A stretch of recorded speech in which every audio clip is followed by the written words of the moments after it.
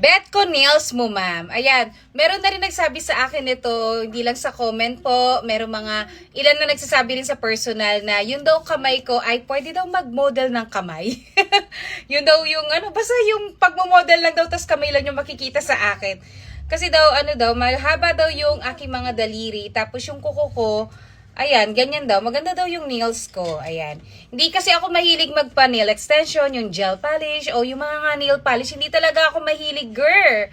Hindi ako komportable sa ganun. Doon gaganda ng mga yon, diba? Talagang ang ganda sa mga kamay nun. Pero, hindi ko talaga hilig. Kahit uso, hindi ko kahilig makisabay. Madalang lang, hindi lang madalang. Ang last kong pagka-extension po ng nails ko si Maddie.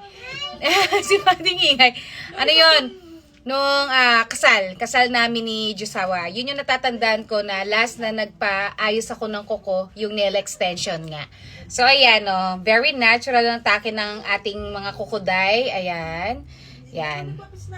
Ayan. Marami kasi nagsasabi na yung kuko, ang ganda daw talaga nung shape niya. Lalo na kapag ipahaba ko pa yan, maganda pa. Kaya pwede daw ako mag-model ng kamay. Ayan, meron rin nagsabi sa akin nun. Ayan. Sana maganda.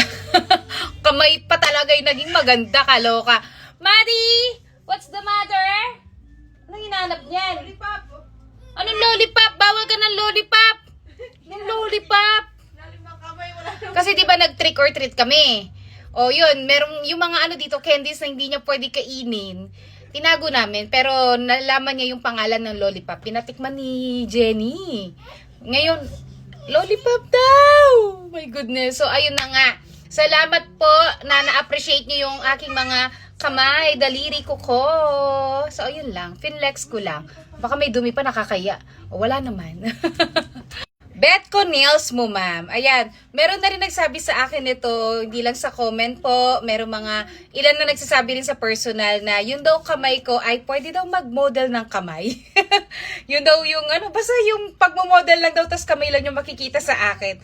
Kasi daw mahaba daw yung aking mga daliri tapos yung kuko ko ayan, ganyan daw. Maganda daw yung nails ko. Ayan. Hindi kasi ako mahilig magpa-nail extension, yung gel polish, o yung mga nail polish. Hindi talaga ako mahilig, girl.